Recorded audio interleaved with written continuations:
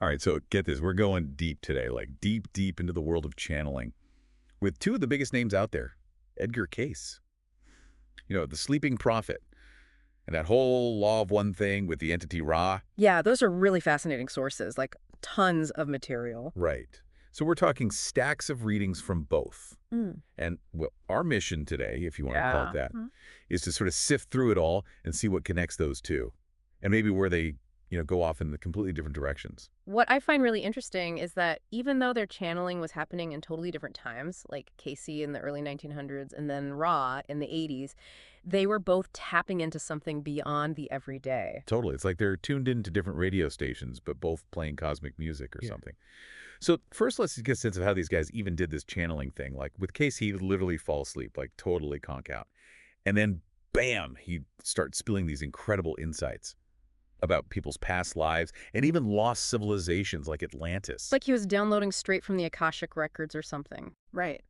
And the things he said about karma, you know how your actions in past lives directly affect you now? It really makes you wonder if we're all just acting out some ancient drama we don't even remember. Okay, well, I'm already getting existential anxiety.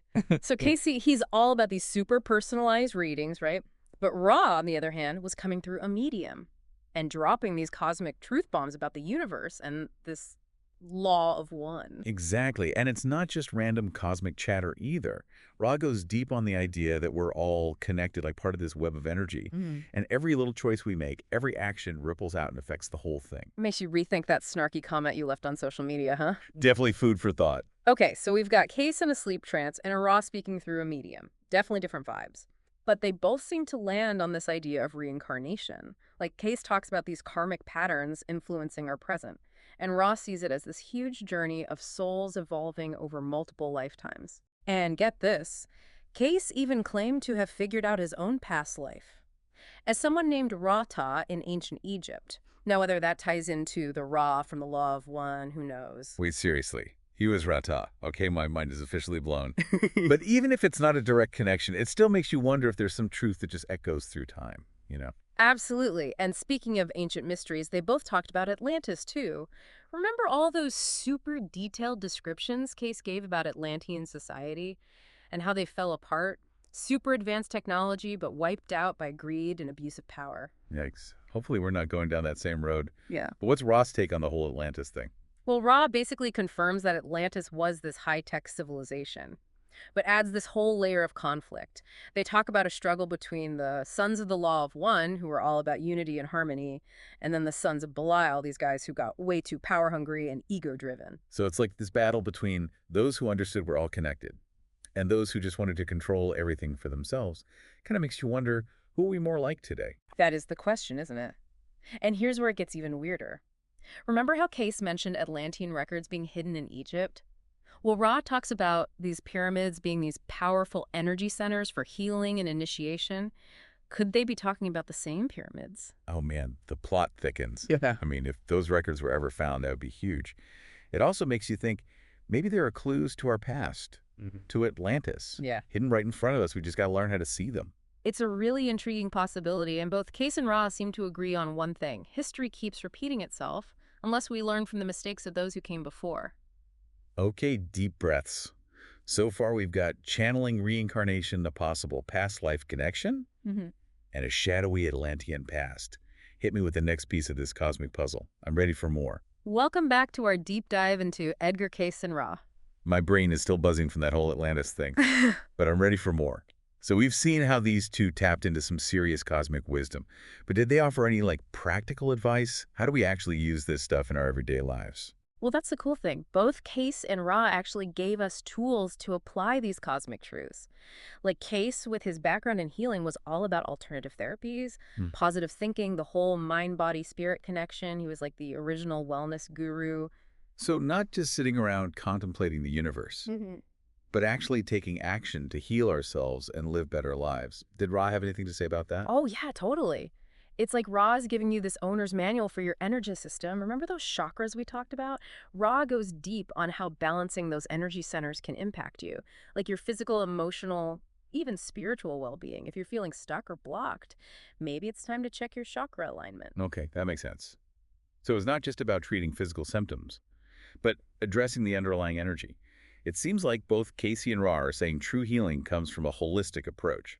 Speaking of holistic approaches, what about meditation? Ugh. Meditation. Both Case and Rod were big on that.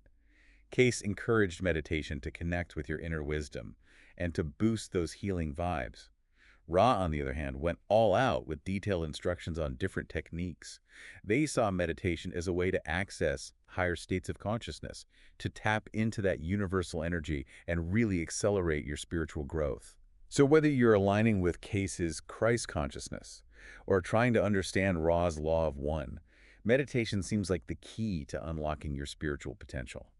It's like the universal language of the soul, right? Exactly. And it's not just about personal enlightenment either. Ross suggested that when people raise their vibration through practices like meditation, they actually contribute to raising the consciousness of the whole planet. Wait, hold up. So you're saying my daily meditation could help shift the collective consciousness toward a more loving and peaceful world? Sign me up. That's way more motivating than just trying to chill out. It's a beautiful idea, isn't it?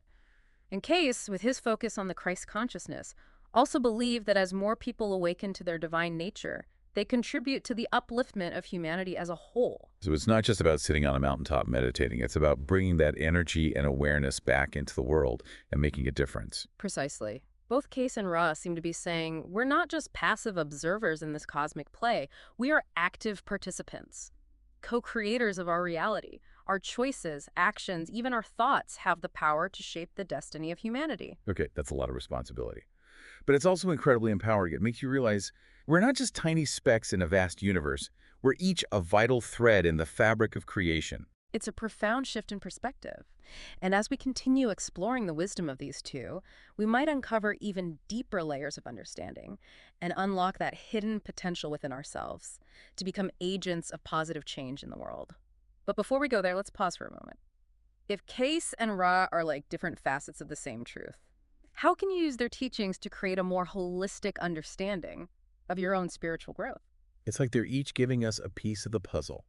And when we put those pieces together, we get a more complete and vibrant picture of our spiritual potential and the path to awakening. It's a beautiful way to approach it, and maybe as we keep exploring, we'll find that the convergence of these two seemingly separate sources actually offers us a richer, more nuanced understanding of the mysteries of the universe and our place within it. Okay, my mind is officially swirling. Yeah. But I'm definitely ready to dive into those other areas where Case and Ra saw eye to eye, like their take on dreams and the nature of consciousness. Bring on the weirdness. Okay, we're back and ready for more Case and Ra wisdom. We've talked about channeling, reincarnation, Atlantis, healing meditation. What else is in this cosmic goodie bag? Well, get ready to enter the Twilight Zone. Because both Case and Ra had some pretty fascinating things to say about dreams. Ooh, dreams now we're talking. Yeah. I've always felt like there's got to be something more to them than just random brain activity. Did Case think so too? He did. Case saw dreams as like a direct line to the subconscious mind. It's like your soul is trying to send you messages, to process experiences, or even tap into guidance from higher realms.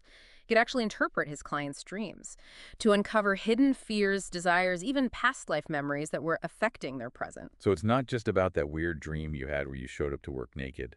There might be a deeper meaning behind it. Exactly. Think of it as a symbolic language. It can reveal hidden truths about yourself. And Ra was right there with Case on this one. They described dreams as this bridge between the conscious and unconscious mind, a space where your soul can explore different dimensions of reality and get guidance from your higher self, or even spiritual guides. Okay, so dreams are like a secret portal to other realms. Sign me up. But how do we decode those cryptic dream messages? Did Ra offer any tips on dream interpretation? They recommended paying close attention to recurring symbols, strong emotions, and any insights or guidance that come up during the dream. They also suggested keeping a dream journal to track those nocturnal adventures and look for patterns. It's like becoming your own dream detective. I love that. Maybe I'll finally understand why I keep dreaming about that giant talking hamster. But what about those dreams that feel so real, like you've actually traveled to another place or time?